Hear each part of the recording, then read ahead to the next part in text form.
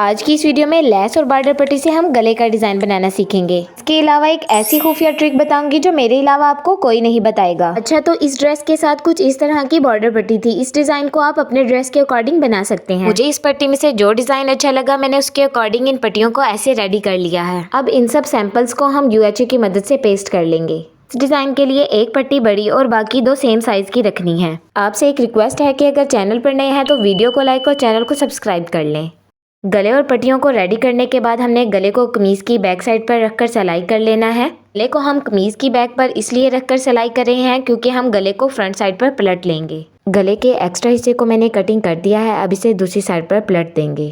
گلا اور یہ فیبرک پٹی میں نے ٹراؤزر کے بچے ہوئے کپڑے میں ریڈی کی تھی۔ پٹی کو ہم نے سینٹر میں رکھ کر سلائی نہیں کرنا بلکہ سینٹر والے حصے کو چھوڑ کر لیفٹ سائڈ پر رکھ کر سلائی کر لینا ہے۔ اب مشین کے پاؤں کو دوسری سائڈ پر موڑ لیں اور اس کے اندر لیس کو رکھ کر سلائی کر لیں۔ لیس کو ہم نے ڈھیلا رکھ کر سلائی کرنا ہے تاکہ اس میں کوئی کھچاؤ نہ آئے۔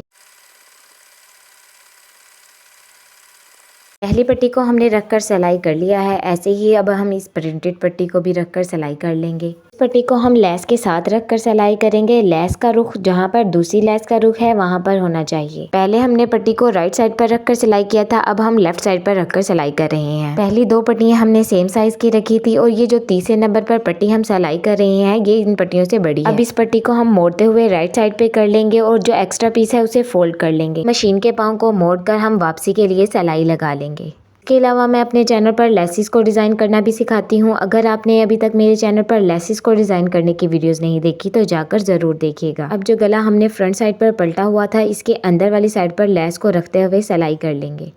اب اس لیس کو وی شیپ میں سیٹ کرتے ہوئے گلے کے ایک کارنر سے دوسرے کارنر تک لیس کو ملاتے ہوئے دوسرے کندھے تک لے جائیں گے۔ میں نے اسے گلو کے ساتھ سیٹ نہیں کیا، آپ چاہیں تو اسے گلو کے ساتھ بھی سیٹ کر کے سلائی کر سکتے ہیں۔ اس ویڈیو کے لاسٹ پر میں آپ کو بیک گلے کی کٹنگ کرنے کی ایک ایسی ٹرک بتاؤں گی جو آپ نے اس سے پہلے کبھی نہیں دیکھی ہوگی۔ یہ رہی وہ ٹرک جس میں بیک گلے کی کٹنگ کرنا سکھاتی ہوں، وہ بھی ہیئر بینڈ کی مدد سے۔